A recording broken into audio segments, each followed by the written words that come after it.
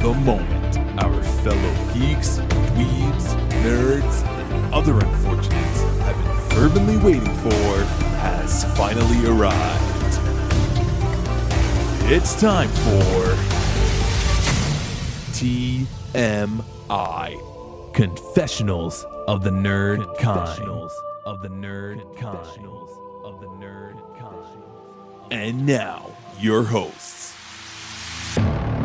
Jeff Nerfherder Chandler, Jim Kaiju Baker, and Mike Mjolnir Evans.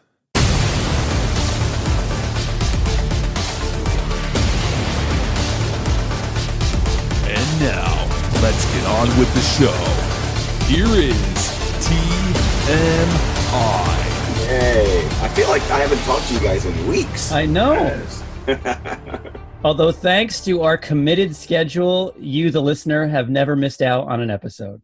No, it's seamless. It's seamless, yes. It's the magic of... But we're back live this week, or as close as possible. As close as possibly you get to being live.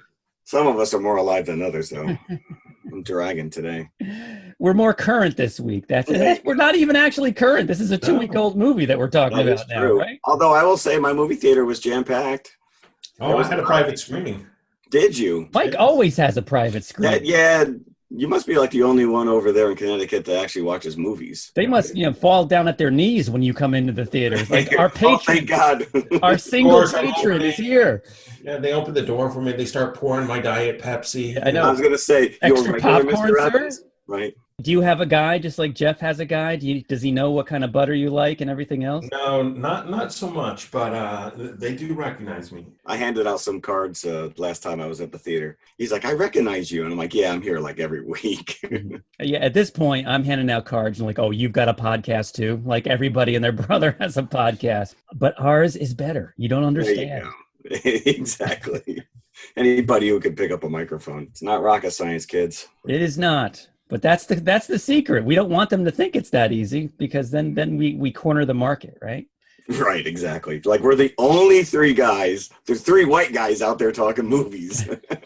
But I think that there is a niche for us because we are 3 white older guys. So we have that nostalgia factor. Yes. All these other young whippersnappers recording a podcast is just second nature to them with their mastery of current technology, but they don't have the reference points that we do. They don't have the memories that we can instill in our episodes. I'm sure their classic episodes start with Spider-Man from 2000. I know. Yeah. Let's go back to 1995. What?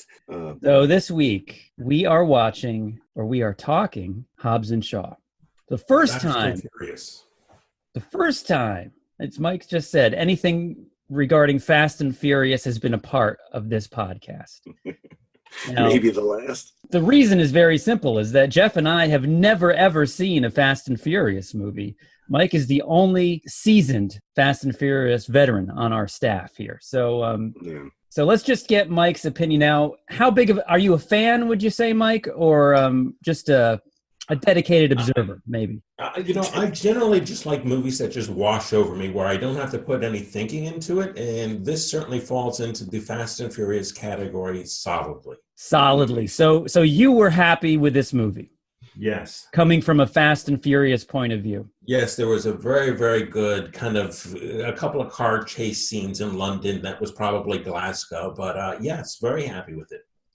Now, I picked up, there were a couple of references here and there in the movie that I realized, okay, I haven't seen any of these movies. I don't really know what they're talking about here. But by and large, you don't really have to be a Fast and Furious follower to get what's going on here. This is pretty much a standalone action movie.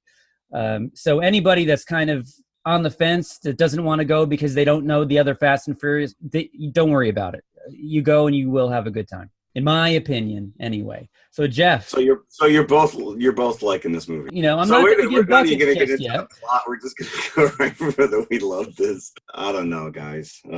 This is just it's a over the top dumb action flick. Oh yeah. But it was awesome. Absolutely. I loved it. I had so much fun watching this movie.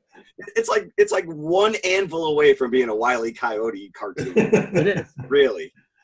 And it's almost like watching Lethal Weapon to the nth degree. Just because what really sells this movie is the chemistry. Get into it because there's a Lethal Weapon little cameo later in the movie, but we can get to that. As we often do, we get ahead of ourselves. Do we have any news this week? Yeah, we got way ahead of ourselves. We're at the end of our review now. Okay, Let's thanks get for buckets and listening. move on. I got one news item in all of our absence. So Venom 2 is happening, and they hired a director. Anybody know who they hired? Yes, I know. He's very This was actually precious, pretty impressive. one and all. As a quote. He's precious. Andy Serkis. So this will be his directorial debut. I think he directed something else, though, did he not? I think he's been involved cinematically with a lot of motion capture stuff. Not only is he a great motion capture actor, but I think he's a consultant and he's very much behind the scenes with a lot of that. So it's not a surprise to me. It's not a big leap for him, I think. I want to say that he shot some of that second unit stuff on King Kong, but I could be wrong. I don't know. But yeah, that's very interesting that he is now going to helm Venom 2. And cool. we're still unsure whether or not this is going to involve Spider-Man or not. My guess is probably not. Maybe you get a mention. But we're going to have Carnage, so maybe you don't need Spider-Man. So that was my only. That's all you got? That's all you got? I told you I only had one. You see, now I got a bit of news. There's a movie that I saw the preview for before we watched Crawl. And Mike, you may have seen this as well. It's called The Hunt. And it's very much looks like, what was that old movie with there's been many movies with this setup where rich hunters, they're bored of hunting animals and they end up hunting humans. So this looks like they're a bunch of less fortunate people are corralled in this estate or something or other where so rich people can hunt them down. And again, this kind of basic plot has been done many times before, but it's supposed to be coming out in late August. And again, it's called The Hunt. There's been a lot of controversy about this from the executive officer of the United States himself. President Trump has had issues with the trailer for this movie and so have Republicans in general, because I think it's really saying that the 1% is comfortable with killing the rest of the country. And again, this is just a movie. It's people are allowed to express themselves as using this as a metaphor, but Universal has actually canceled the movie. It's no longer coming out, which is ridiculous to me. What is going on? It's a knee-jerk reaction, but I guess they just, I think in light of all the tragedies that are going on with these shootings, they just bad timing. But it's not, I could see it if it was a movie about a mass shooting or something to that effect. Right. But canceling this and then not touching any other movie that has gun violence. Right, like that's somehow going to magically fix it. I don't know. We just got way more political than I thought this morning. And I was looking forward to that because the trailer looked pretty good, and I was hoping that maybe it would be a movie that we would be able to review one day coming up, but I guess that's been taken away from us. I think that was season 3 of Wrecked. So that whole setup with the that whole setup, humans? Yep, correct. Yes. So really not a lot of news for the fact that we've been away for 3 weeks. Maybe we should turn on the internet every now and again. Yeah, I did. I scoured it this morning just to double check. Well, Matt Damon and Ben Affleck are making another movie together, directed by Ridley Scott. Do you know that? No. It's called The Last Duel, and I guess it's this revenge movie. Well, 14th century, a knight and a squire. I don't know. I can't see these guys pulling off 14th century accents, but you got Ridley Scott on helmet this thing, so I guess it's based on a book. A movie with both Affleck and Damon in it at this point, I wouldn't be able to, because Mike has often said that when you watch a movie with Scarlett Johansson, you can't get over the fact that it's Scarlett Johansson, right? That no matter how she's acting, it is Scarlett Johansson, and it kind of takes you out of things. With Affleck and Damon together, I think that's just taking that to the nth degree. Yeah. Anything, if they're going to be in movies together, it should be like an Abbott and Costello kind of a comedy team. Like they did in Dogma, like in the Kevin Smith movies. Yeah. Just so they can parody themselves and their friendship. I guess they're writing the script for this as well. Oh, are they? Yes. Maybe hoping to repeat their Oscar Gold luck. Okay. So I'll read you the the movie. So The Last Duel tells the story of two French knights who are best friends but become mortal enemies after one returns home and accuses the other of raping his wife while he was at war. The two knights are sentenced to duel to the death, where if the war veteran loses, his wife will be found guilty of falsely accusing his ex-best friend and will be burned at the stake. Now, you got me at two French knights. Right, exactly. That's what I'm saying.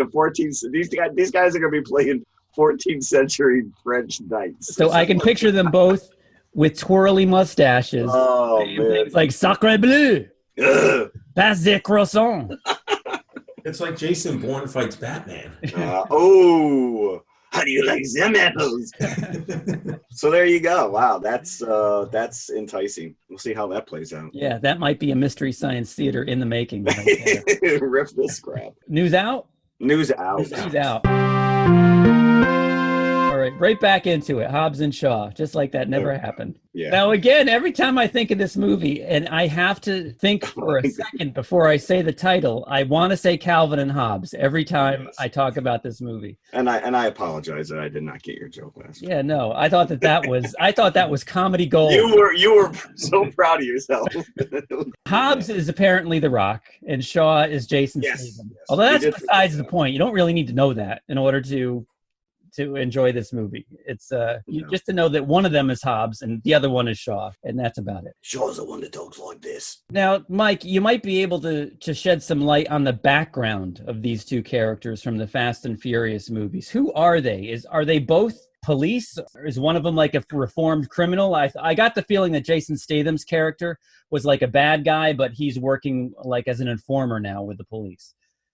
Yeah, I think you're pretty much right there. Hobbs was definitely some sort of police. I think he was like federal FBI or something along those lines, and so he continues sort of that role. Shaw was more of the reformed criminal type of thing, or he wasn't a criminal. I guess he was in the background MI6, but had some sort of dirty laundry thrown upon him. Because his character very much seems to be in touch with the streets and has a lot of criminal informants and all this going on, while his sister.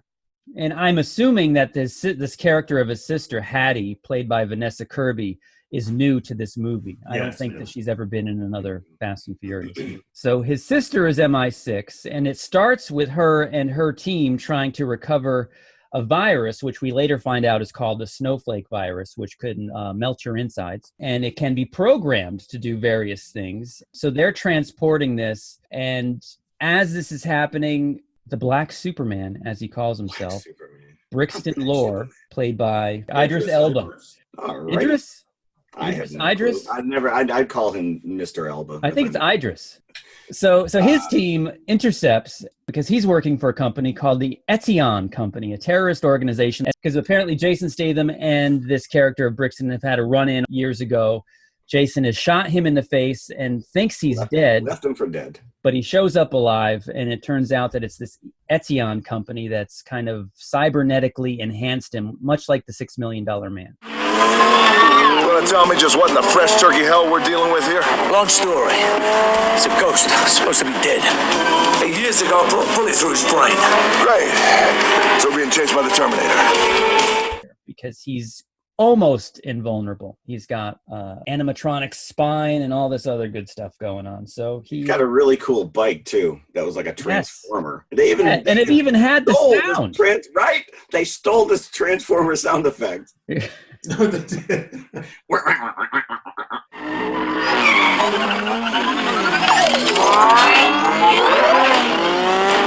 Because as I was watching the movie, every time that there would be a bike chase, and he would maneuver the bike under a truck, or he would jump it over the double-decker bus, it would make that sound. I'm like, what is that sound? I know that, and then it dawned on me. Yeah. That's the Transformer. Yeah, this is like a G.I. Joe Transformer Terminator mashup. Yeah, it totally and is. Those action sequences are phenomenal. They're very well choreographed. And you would expect no less from, a movie of this caliber. Anything with Jason Statham, actually, you would expect no less, except maybe if you're watching The Meg, and that might be an exception. It's Megalodon. Well, the director, David Leitch, he directed Atomic Blonde and Deadpool 2, but he was a stunt double for Brad Pitt and for Matt Damon. So he got quite the pedigree as far as doing stunt work. Right, and those fight scenes in Atomic Blonde, forget it. Those are some of the best fight scenes I've ever seen. Yeah, and he co-directed John Wick, so the guy's got some credentials there. The basic setup is after the beginning scenes of the movie, where there's this confrontation between Idris Elba's group and Hattie's group, and they're both trying to secure this virus, and Idris Elba's group is just neutralizing everybody in Hattie's team, and she's the only one left. So the only thing that she can do, she knows that they're going to get the virus, she injects it into herself, and I think she's got like a window of maybe 3 days before the capsules in her bloodstream burst, and she is a living carrier of this virus, which could end the world. Yeah, they played pretty fast and loose with the timeline, because they're running all over the world, And you have no idea how much time is going by, just that they're telling you. Right, and especially when you get into the very last fight sequence, which all takes place within like a 28-minute window, because she's trying to extract the virus. And it's just like, oh, really? Come on. There's a lot that you had to suspend. There is. And so Brixton, again, and this is Idris Elba's character, Brixton, his group manages to put the blame, the massacre in the beginning of the movie of her team, on Hattie herself. So the story is kind of twisted because the Aetion Corporation kind of has a hold on the media. The story is twisted that she's the one that killed everybody on her team and stole the virus herself and is planning on doing something horrible with it. So they bring in Hobbs and Shaw to get her back, knowing that she's Shaw's sister. A little bit farther into it, when they finally find her, and then they actually get into a couple of scrapes with Idris Elba because he's trying to get after her to get that virus out of her system. So now they're on the run from the law while they're trying to prove themselves innocent and stop Idris Elba at the same time. Many, many car chases ensue along with a lot of collateral damage. A lot of collateral damage. And a lot of great banter between Jason Statham and The Rock. That's what you should really come for in this movie. Well, I mean, you kind of see that a little bit in the trailer, and that's exactly what you get. They are so much fun to watch. The two of them together, they're like a bickering old couple. And they just keep upping the antes. It's pretty funny. I was saying before, my movie theater was packed, and there was a lot of people with kids. Now, there's a lot of bawdy talk in this, a lot of F-bombs and but yeah, it is important to note it's not rated R. It's a PG-13. Yeah. Mm-hmm. But, yeah. A lot of families in there, so obviously, I guess that's the theme of all those Fast and Furious anyways, right? Is the theme of family, Mike? Yeah. So, I mean, they kind of banged you over the head with a little bit in this, but I guess it stays true to the franchise. Talking about family, at the end of the movie, they go to The Rock's family compounds, and he's had disagreements with his brother, played by Cliff Curtis, by the way, from Fear the Walking Dead. So he shows up, and there's an argument, but they invite him back into the fold eventually, and he says, "Where's the weapons?" They reveal that all the guns have been taken away because the mother doesn't want guns in the house anymore. And it's all just old-style Samoan, like clubs, daggers, and everything else. So it's a rejection of firearms at the end. So it's almost kind of like the movie, in a weird way, predicted the national mindset. It was almost like a relief. Oh, I thought they just stole the complete fight sequence from Return of the Jedi. It was the Ewoks against the Ewoks against the It's just the natives. That's really what it came down. And they went full on A-Team montage. I mean, you suspend your belief for this entire movie, but that's where they kind of lost me a little bit. Where all of a sudden he gets the entire village together. They know they're coming. The bad guys are coming to take him out. She's got 28 minutes to get this thing extracted from her, and they're able to put in all of these, they're making all these machines and they're hiding barrels with explosives in them. It was so A-teamish. It was just, and then they finished just as the bad guys come. And it just... that did go too far for me. They could have ended it in the Ukraine. Right. I mean, it was fun. It was fun. And then, of course, he immediately abandons, their weapons once they're able to. And that whole scene, you see it in the trailer, where the helicopter's trying to get away. They have Hattie, and so now Hobbs and Shaw are racing in the tow truck, and he lassos the helicopter to tether it to the ground. And one by one, all of his brothers are coming and miraculously hooking their truck to the front of the other truck as a counterweight, and yet they this couple immediately when they need to. Like it was much. It was in cartoon. Right. Now, talking about fun. Much, let's talk about the brother, the Jonah character, being able to repair that extractor. Something he's never seen in his life. Right. With a 3D printer.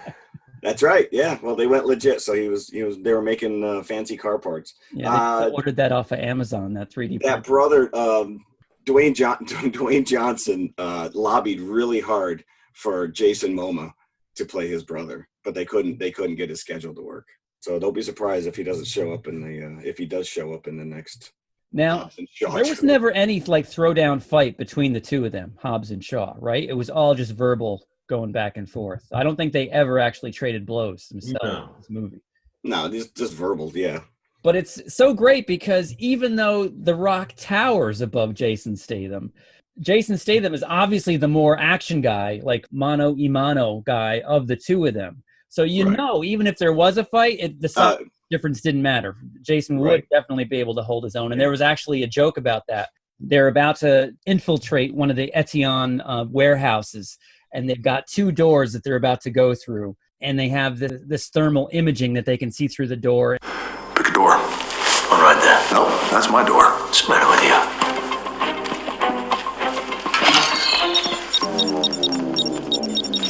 I made a mistake. This is your door. Oh, no backsies. What's the matter? You got a lot of bad guys behind that door? What's this?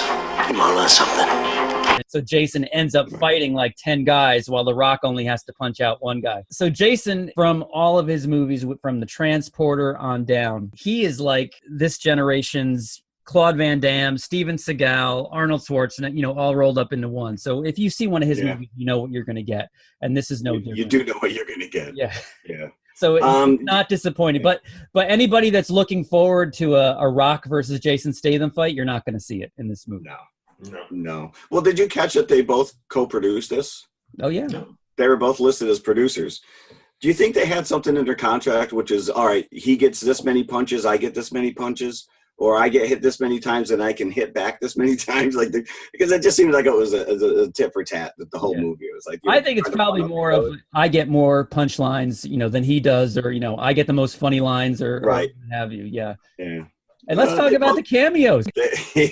Some good ones. And both of them, neither one of those were credited, the cameos. So this is spoiler territory because almost every review that I looked upon would not divulge these cameos. Okay, so if you don't want to know who you're going to be seeing in this movie, then stop listening right now. But the first one we get, it's pretty early on, is Deadpool himself, Ryan Reynolds. Yeah, unexpected. Now, it seems like that he's got a relationship already with The Rock's character. Mike, is Ryan Reynolds in any of the Fast and Furious movies? No, he is not. Ryan Reynolds makes everything better. He really does. He can do no wrong at this point. Deadpool has catapulted him because as soon as he shows up and he opens his mouth, and he's so great. This cameo is just a great Locke he was awesome. Last night she was part of an MI6 team tasked with securing the virus. She then proceeded to kill her entire Black Ops squad. She stabbed one guy in the chest using a brick. Do you know how hard that is? To stab someone using a brick? Get to the point. The point is there's no sharp edge. How did she get an entire brick into another person's chest? She either had to be really strong or the other person had to have been born without bones. Get to the larger point. She stole the snowflake. But he's saying she actually stabbed a guy with a brick, and he just keeps going on about how you stab somebody with a guy with a brick. Which is hilarious. There's a payoff in the end credits. There's a payoff to that. Yeah, where he actually manages to do so.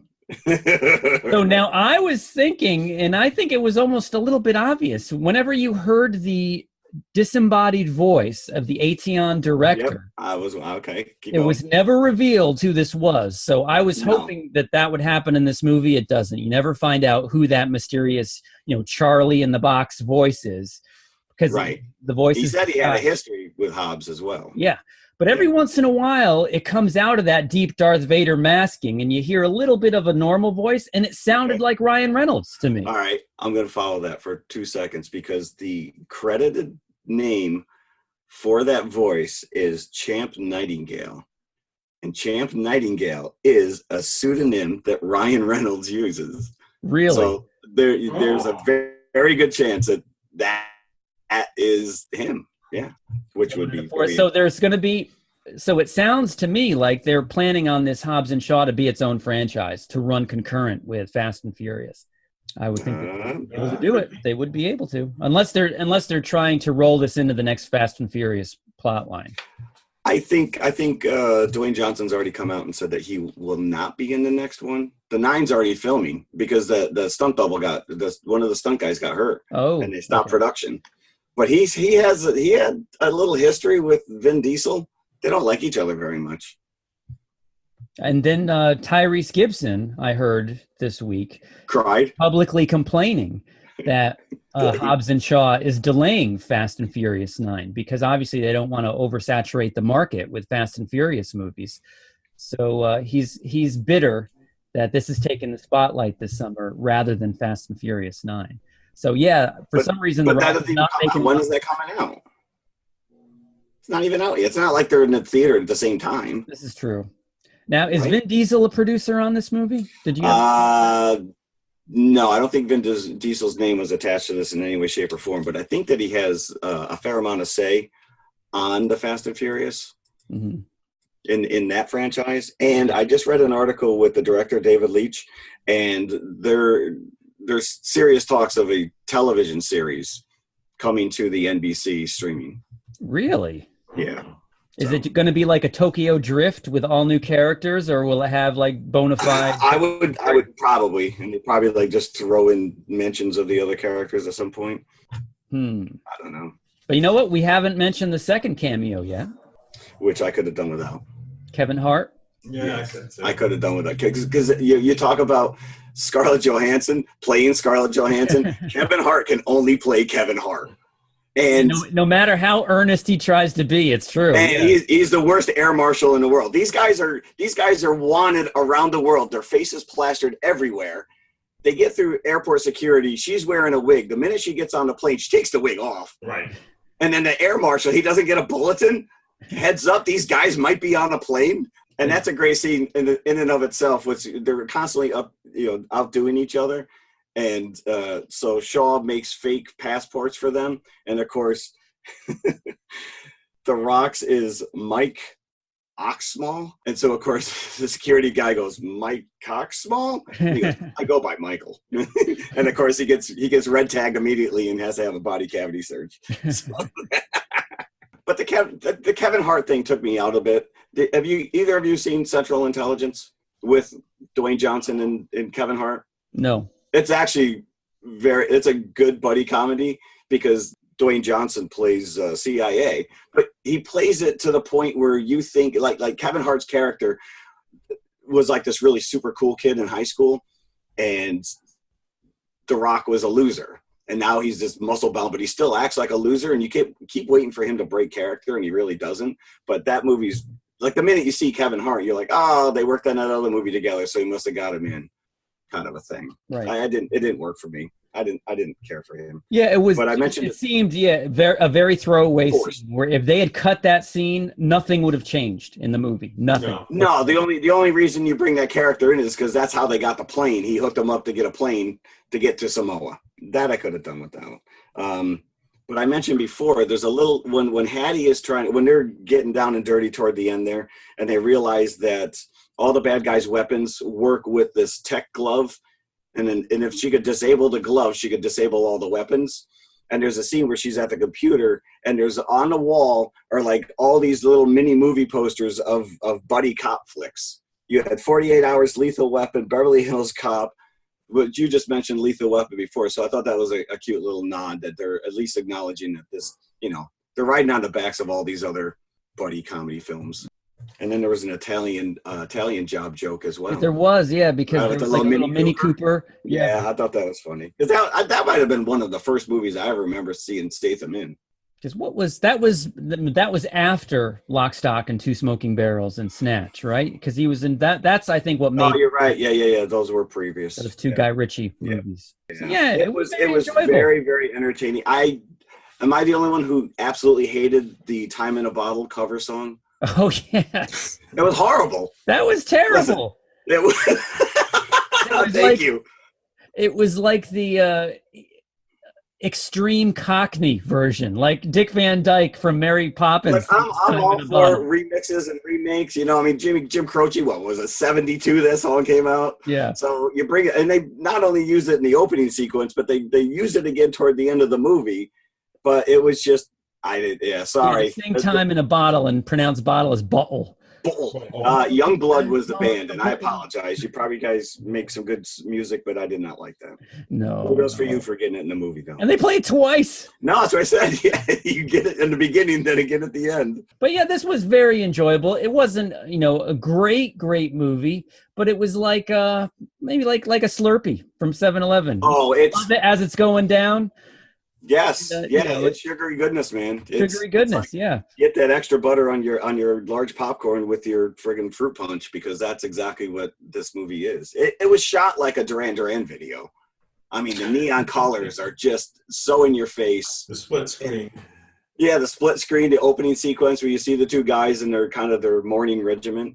Yeah. It's fun. It's a fun movie, and if you're into this franchise, then by all means, you're going to absolutely love this.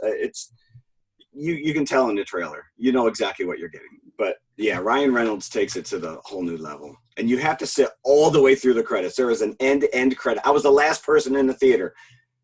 I committed. I knew. Because There's three end credit scenes. Yeah. There's like two mid credits and then end-to-end. Yes. Yep. So in terms of buckets, what would we do this? I think I would go 3.5. Solid 3.5 for me as well. Same here. There you go. Yeah, across the board. Yeah. One other thing I did read, and I don't know anything about this, but supposedly there was going to be a Jurassic World short film attached to this. What? Yeah, it was called Battle at Big Rock. I don't know. Live action or anime? I don't know. I don't know what it was supposed to be, but I did read that it was supposed to be attached, and then it was delayed. So I find that really interesting. Because really, you don't get that kind of stuff anymore. No, you don't. Outside of a Pixar. And even I know that would be great if they would. We didn't even get a movie in front of Toy Story this go around. If there would be, that's true. But if there was a trend coming about where more and more studios were putting out short films before their film, it would make the movie experience just that much more immersive. I agree. Yeah. So moving on, we haven't done a shout out to Podcoin in quite some time. So as most of you already know out there, and a lot of you listen to this podcast on this app already, there's an app called Podcoin. You can listen to all your favorite podcasts here. The difference between this and any other podcast app is you actually earn points just by listening.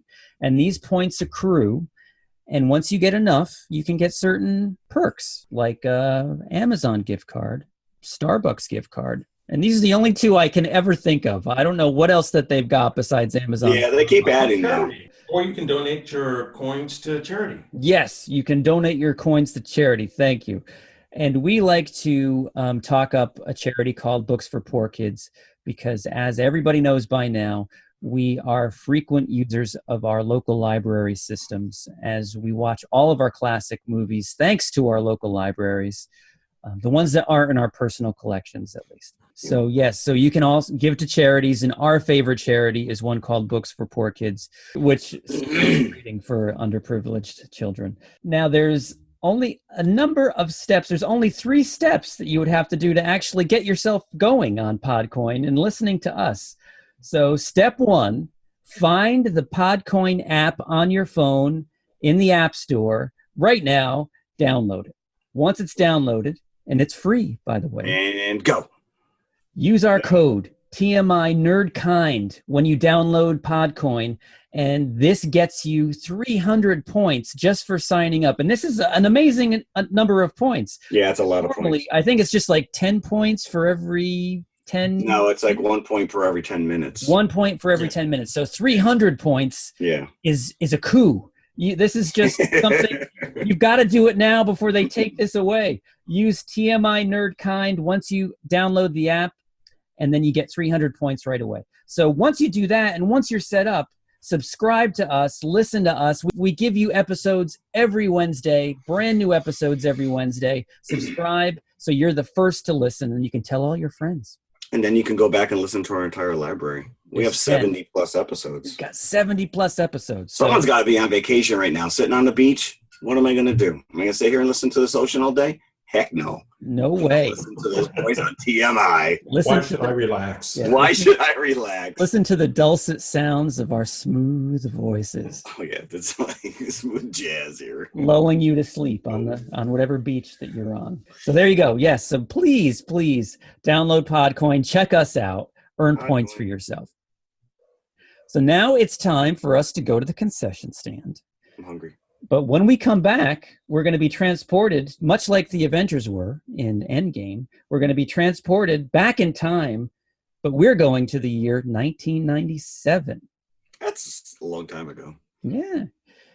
Those optimistic days of the 90s when things were looking up. No, we were headed toward Y2K. We were looking up. We were looking up because we thought a plane was going to fall on us. Well, regardless. We may not have been looking up, but we're looking towards 1997. Once we come back from the concession stand, right, we're going to be talking about Air Force One. I need to get my nachos. Let's go. So let's go. What is it? Say, what is it? Hey, boy, it's buttercup.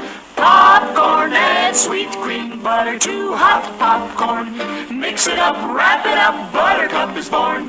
It's delicious. So nutritious. It's a taste delight. It's so munchy, crisp and crunchy. You'll enjoy each bite. Eat butter-drenched buttercup popcorn at its best. Served in a king-size cup. It beats all the rest. Okay, we're back. And like we said, we're pairing up Hobbs and Shaw this week with a classic Harrison Ford actioner from 1997. This was a box office blockbuster, Air Force One, released in July of that year. And I think it was done for some ridiculously low budget amount of 85 million pennies. Well, pennies. They sure didn't put the money into CG at the end of the movie. They did not. 85 million. It made 315 million. Wow, that's big change right there. So it was a big hit, and a lot of that rests right on Harrison Ford's mighty shoulders. Yeah. He could do no wrong back then. He had a role in the 90s. He really did. He had 2 movies that year. Because he had the Devil's Own also came out with Brad Pitt. With Brad, yes, I forgot about that. Yeah, so that was a big. That was like a big. That was like a stunt casting movie, right? Yeah, exactly. I don't even remember actually watching it. Mm-hmm. But this is kind of like the last of it. Like the whole like Die Hard era. Yeah. Of all these type of movies, True Lies, Independence Day, like this was really kind of like one of the last hurrahs of those type of. It's like take Die Hard and add a healthy amount of jingoism, and you have Air Force One. Yeah. Yeah. And I will say this, I mean, it's got a 2-hour runtime, but it's really, to me, it's very super tight and terse. Like they get right into it. It's not a lot of build up, not a lot. I mean, you know who the president is. Listen, it's Harrison Ford, and they just go off and running, man. It's just. Yeah. Yeah, they cut the fat right off every corner of this movie. So it is just nothing but meat and potatoes. Yeah. So yeah, it's good. And I was surprised. Potatoes, that's actually good. I was surprised how much I enjoy, because I haven't seen this since the 90s, right? So I was shocked at how much I did enjoy it on this viewing. I was thinking, Air Force One. Yeah, because I think I talked it up one night. I was watching. I came across it, and you guys are like, really? You did, and Mike and I were not the most enthusiastic of podcast partners on that evening. But you were right, Jeff. You were right. It's got its moment, man. It does. Part action, part disaster, all cheese. Yeah. So the setup is just so simple, and that's what really helps it, I think. President, what is his name? Marshall. Marshall. James President Marshall in this movie, played by Harrison Ford. Is he a Democrat or is he a Republican? Do we know? I don't even think Yeah, I don't think Doesn't matter. Doesn't matter. He did have a female vice president, so I'm going to say Democrat. He kind of, I think straddles the fence. He's got some Democratic tendencies and he's got some Republican tendencies. So we don't know. So he is in Moscow, and the movie begins with a military operation. There's a U.S. Special Forces team in Kazakhstan. Isn't that where Borat comes from? Yeah, I think you're right. I think it is. I think he is a Kazakhstan. Nice. That's very nice. President Marshall. That would have been great if he showed up. Yeah. So they're taking out the president of Kazakhstan, General Radek, because he is a revolutionary. He does not want democracy in the Soviet Union. And the Soviets and the U.S. see him as a threat to Russia's democracy. A strike team goes in the very beginning of the movie by helicopter. And I didn't know that you could have sharpshooters shooting silencers from moving helicopters with precise aim. That was very impressive to me, that they had sharpshooters off the hovering helicopters taking out guys with no indication to any of the other guards what was going on. So they kidnap this General Radek and they put him in custody. And he's in custody in Russia, correct? They don't bring him to America. He's in Russia. No. Yeah. Correct. And President Marshall is in Russia while this is happening, and he addresses an audience of Russian diplomats and politicians, saying that this Radek is now in custody, and he gives this great speech. He says that America will no longer negotiate with terrorists, that they will no longer stand idly by. Real peace is not just the absence of conflict, it's the presence of justice. Never again will I allow our political self-interest to deter us from doing what we know to be morally right. Atrocity and terror are not political weapons, and to those who would use them, your day is over. And talk about great movie speeches. I'm surprised that none of us brought this one up during our confessional question, right? Because it is a very powerful speech. He gets on the Air Force One. He's going back to America. His family, his wife and his daughter, the first lady and the first daughter, is on the plane with him, as well as, all of his close cabinet members. Vice President tellingly is not on the plane. She is back home in Washington. They don't normally fly together. No. Just for safety reasons. So they get on the plane. And from this movie, this is how, and I'm sure I can say this about most of the population, this is how I envision what Air Force One looks like on the inside from this movie. Yes. Whenever you see, Trump getting on and off of Air Force One, I envision that setup that you see in the movie of this. Except for the fact he added stripper poles. Sorry. Oh. So my train of thought has completely gone out the window now. Sorry. So I'm back. Okay, so Air Force One. Gary Oldman. So we cannot talk about Air Force One without talking about Gary Oldman. He and his crew, which look like the motliest crew of reporters that you have ever seen. Right. Infiltrate.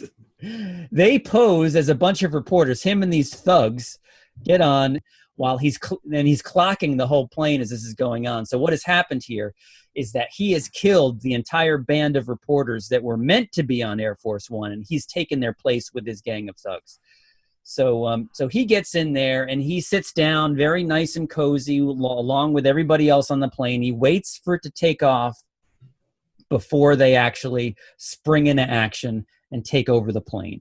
And what they want to do is hold that plane hostage, especially the president in particular, until General Radek is released, because he is a supporter of General Radek, and he as well does not want the Soviet Union to be a democracy. He wants it to go back to the way it was as a communist country.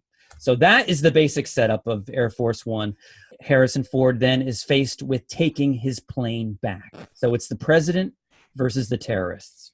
Yep. Guess who wins? The terrorists. Short movie.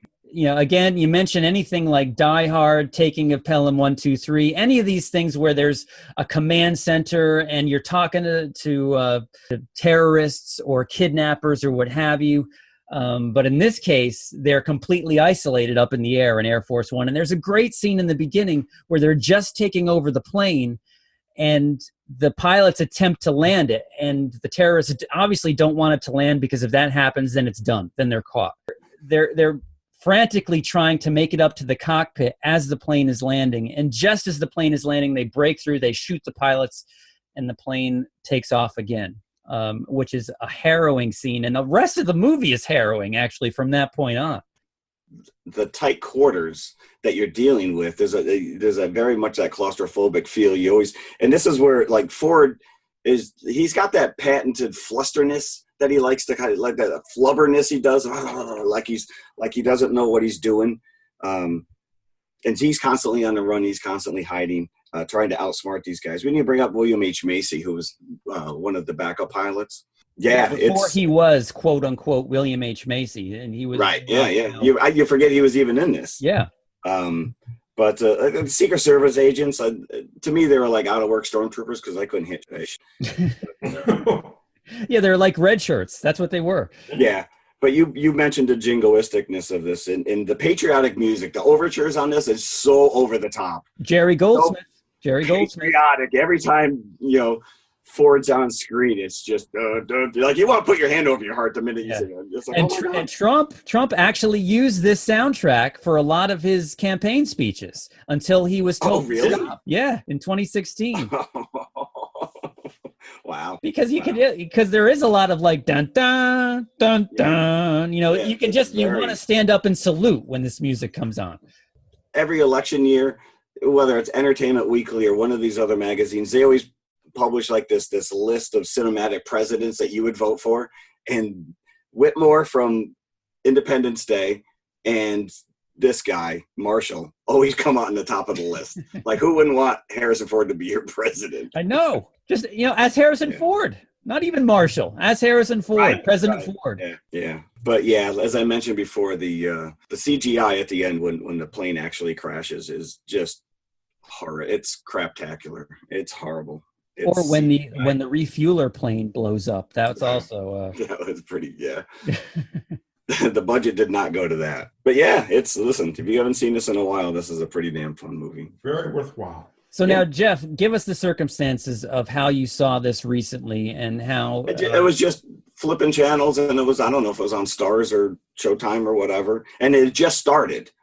And now a lot of these movies, you remember like key scenes, but the whole setup, and I'm like, all right, I'm in. I haven't seen this movie in years. And the level, like you said, the setup is really quick. He does his speech, and then he's immediately on a plane, and then all hell breaks loose. And you're just like, wow, we're like 20 minutes into this movie, and you're already into the guts of the plot. I'm sucked in. I'm now going to watch this. And the great thing is that as soon as they know something is going down, you hear gunfire on the plane. And the president isn't actually, there's one like big boardroom that's in Air Force One itself, where a lot of his cabinet that's actually on the plane. And he is not, they ferret him out and they try to get him to the escape pod, which you also see in Escape from New York. That was the whole setup of Escape from New York when Donald Pleasance goes in the escape pod and he falls into Manhattan. But that's not true. In real life, Air Force One does not have a yeah, I did an Air Force One illustration for Scholastic Books a number of years ago, and I had to do a fair amount of research. And on that, the White House and one other structure in Washington, and I thought for sure that I was on some watch list because I just kept Googling Air Force One schematics. And I'm like, this is not going to end well. And we got Wolfgang Peterson directed this, and he came off Das Boot. Right. Talk about an action director name, Wolfgang. That's like Wolf Blitzer on CNN. That's the guy I want to direct my action movie is Wolfgang. So yeah. So what's your action movie, Jim? Buying pops? Is that what we're going to see? The pop store? No, like the tragic explosion of my pop collection, and me, jumping slow motion in front of the explosion. Pop goes to pop. Yep. And then, of course, the shot of me on my knees with my charred pops, screaming at the platoon. Yeah. And then the rest of the movie is my revenge for. Maybe you can have both your hands blown off like in Tropic Thunder. So it's like, then I would fashion like a giant pop head, so I would be able to kill everybody that actually took part in the explosion of my pop. You just blew some studio. I'd watch it. Pop goes the weasel. Maybe I could kind of. So talking about Jerry Goldsmith and the jingoistic nature of this music, did you read that the original composer that they hired was Randy Newman? Randy Newman. Really? Which is just like, what? Like, And of course, they heard what he was working on. They're like, we don't think this is a good match. yeah, you know what, buddy? Keep the check. We'll. And he ended up using a couple of the pieces that he wrote for Air Force One in Toy Story. Like, how? I don't see. No, there's a complete disconnect there. Like, I could see maybe the only scene that it would work in would be Marshall and the Russian president. You got a friend in me. Right. But did they hear like short people and be like, this is our guy? Because he hadn't even done Toy Story yet. Oh, no, Toy Story came out 99? 99, yeah. Toy Story came out 95, and Toy Story 2 was 99. 99. Yeah. So he'd already done that. That's an odd choice right there. Yeah. It would have been a different movie, that's for sure. It definitely would. Yeah. They bundle Marshall into the escape pod, but you never see him actually shut the door. So there's a tell right there. You knew that he never was actually in that escape pod. Even if it's the first time you're seeing this movie, there's no way he escaped from that plane. And of course he didn't. Just like the xenomorph in Alien, he's sneaking around in the cargo area of the ship. Just waiting for Ripley to get in her underwear. Yep. And he's taking out terrorists one by one until they unfortunately catch him. And then he has some great scenes with Gary Oldman. Gary Oldman, by the way, is just such a tremendous bad guy in this. The same summer that he was in The Fifth Element. So a banner year for Gary Oldman. Yeah, and people talk about Johnny Depp like, oh, he's this crazy guy and he always kind of changes his look for each movie. But Gary Oldman's up there. I mean, yeah, just those two characters alone. The one he played in Fifth Element, it looks nothing like this guy. He's a bit of a chameleon.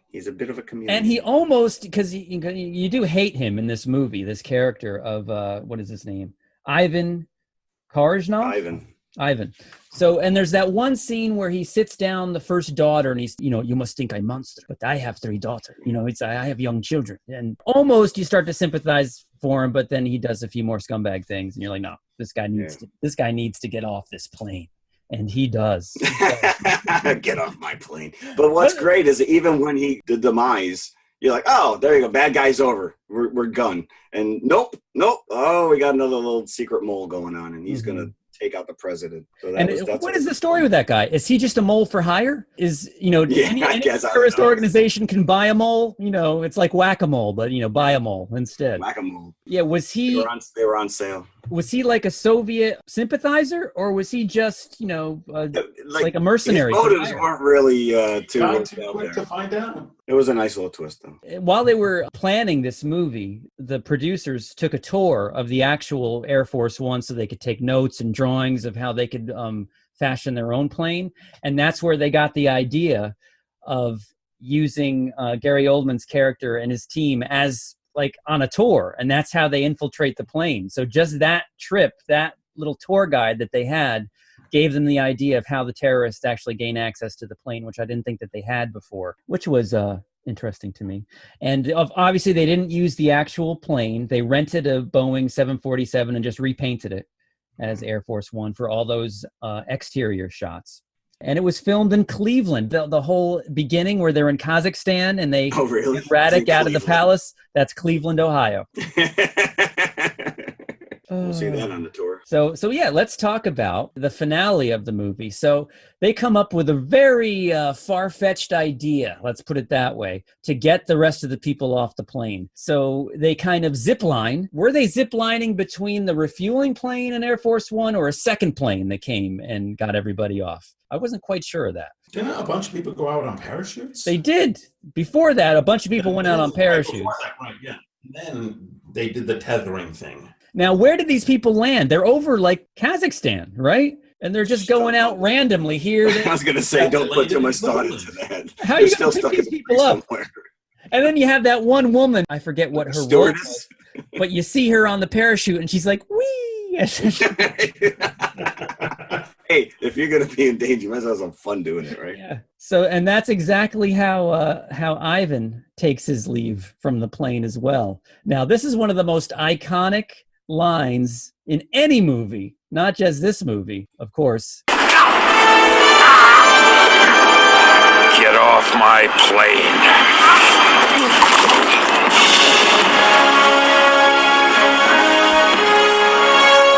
And all of his Harrison Ford grovel. A very satisfying. Now, was he killed? Do you assume that he was choked out by that parachute cord, or was he just asleep? Like a baby, like floating down into? No, you want to see that guy. He was gone. Yeah, or maybe they wanted to keep it open in case there would be an Air Force One too, but who knows? You go, Air Force Two. But I heard that there was a number of alternate scenes that they were trying out. Some things where Harrison Ford he had the line "Get off my plane," but it's like, I want to try a few things. And the first one was, "Let go my egos."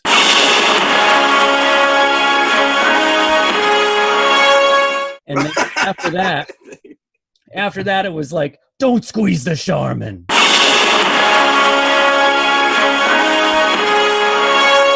And then of course, right down the line. Then of course there was, "I'm not hungry, I'll just pick." That's a little bit more obscure. That's a little bit more obscure for your New York area commercial fan. So that was interesting to me. And also, I love, Dean Stockwell. We haven't talked about him. Yeah, he was the Secretary of Defense. As Vice President. There's a lot of banter and bickering between these two, Dean Stockwell and Glenn Close, because they both fashion themselves as they should be in charge of the situation down on the ground. And whenever you see a scene of them together, it always sounds like very Mike Hammer, Mickey Spillane type dialogue going back and forth. Is he saying what I think he's saying? If we're going to act, we have to act now. It's too risky. The president is up there with a gun to his head. He's asking us to do that? To Air Force One? He's not asking. Your commander-in-chief has issued a direct order. Do it! The president, what? The president's up in the air? It's very... it's very overly dramatic, overly melodramatic reading of the material. It just adds to the fun. I don't want to say dumb, but escapist. Yeah. Kind of vibe of this movie. Yeah. And then of course there's General Radek. They release him, and he's just about to taste his freedom until he's shot in the back. So that's what you get, General Radek. That's what you get. That's what you get. That's what you get for filming in Cleveland. Setting up Palace there as well. Probably right next to the Rock and Roll Hall of Fame.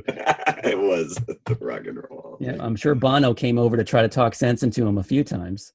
So there you go. Yeah. Yes. Air Force One. I was not looking forward to watching this, I'll tell you. But once I did, I kind of enjoyed it better than Hobbs and Shaw. Wow. Superior of the two. Hobbs and Shaw. I'll give it the same. I'll give it the 3.5. You're giving it 3. Now, Jeff, you were talking it up. You were saying 5 stars the night that you watched it. Oh yeah, well that might have been the rum and coke. Oh, I'm gonna go 4. I'll go 4. Right, I'll go 4 buckets. Mike, what do you got? I'd go same 3.5. 3.5. Okay. That's still solid, man. Solid. Harrison Ford at his non-Indiana Jones and Han Solo best, I would say. This might be number 3 in my book for Harrison Ford. And it was pre Harrison Ford just playing grumpy Harrison Ford. Yeah. He actually was playing a character. Yeah, he was. Thank you for that. Mm-hmm. So our confessional this week. Confessionals. And what is our confessional? We decided that if Dwayne Johnson was going to remake a Harrison Ford movie. Oh, yes. What would it be and why? You guys got to go first, because I don't know if I have a why, but I selected The Fugitive.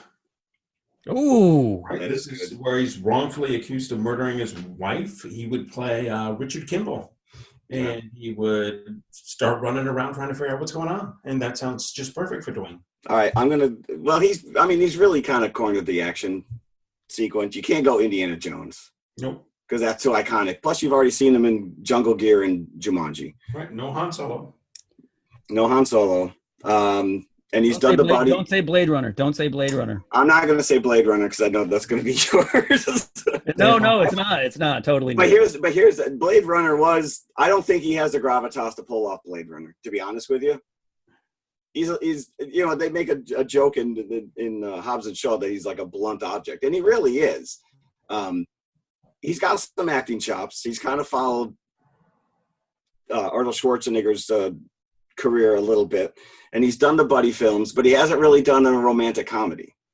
And Harrison Ford, about the only romantic comedy I could come across. Oh, Jeff, you're gonna take mine. You're gonna take mine. 6 Days, 7 Nights. Yep, that's mine. Really? Yeah. Well, see, we're on the same page because Ford plays this grumpy bush pilot. So who do you have him paid up with? In the original movie, Anne Heche. It's Anne Heche, right?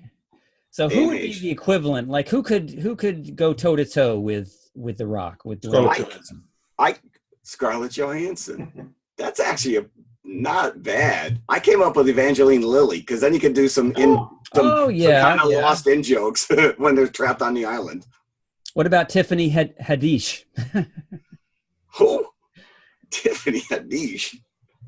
Tiffany Haddish. She's you don't know who that is? No, I don't recognize that name. Google her. I'm Googling her. Last time I did, an ad popped up. We did. But no, I would think the same thing. That he is very good at comedy, and I don't think he can play completely serious. No, it's like kind of like Chris Pratt. You've got it when Chris Pratt tries to be level-headed serious, he fails. And I think that The Rock would do the same. Just by the look of him, you can't really take him 100% seriously. Too serious. Yeah, I agree. Yeah, I think that his forte is comedy, actually. So yeah. 6 Days, 7 Nights. I say we're on the same page. That's pretty funny. That's actually one of my wife's favorite movies, by the way. Oh, is it really? Yeah. I always liked it. It is a good movie. David Schwimmer's in there. Mm-hmm. So, yes. Cool. All right. That was a solid episode, boys. Yeah. Okay. So next week, let's talk about what we're doing. We're going to go back to Amazon Prime and watch the much talked about series, The Boys. Yeah, we're already about 2 weeks behind on that one too. Yeah. Now it sounds like it might be a Lifetime series, The Boys, but it is not. It is a dark superhero fable. So probably not the best title in the world, but we'll check it out. Well, it's based on a graphic novel, is it not? Right. And Jeff, you want to announce our classic feature next week? Oh, this is a classic. So we're gonna go. So because The Boys is so dark. And I've already watched the first episode, and it is dark. It is, yeah. So we're going to go a little lighter, but we're going to stay in the superhero genre, and we're going with 1999's Mystery Men. There you go. Back to the 90s we are. Back to the 90s. Yeah, we're dipping our toes into the 90s here a lot lately, but we are. Finding some new stuff. Old stuff is now new again. As always on TMI. Because we like to dredge up some stuff that maybe nobody wants to talk about or remember, but sometimes within this own group. Yeah. Forced to watch Air Force One, and you're pleasantly surprised. So yeah, some of these do hold up. One of these days, Killer Clowns. Maybe we'll all be pleasantly surprised by that as well. I don't think so. I think that's coming. No, I'm going to say I'm waiting for the day where Mike says, guys, I can't believe it, but you were right. I loved it. Has that happened yet? Loved it. I can't wait for that day. It hasn't happened yet, has it? I think I was okay with Jack and the Beanstalk. He was. Surprisingly, that's he was. True, right. Because there was no talking fish. Yeah. Okay, good. All right. Well, thanks for listening. Later. Mr. Whipple, please don't squeeze the Charmin. It's Megalodon.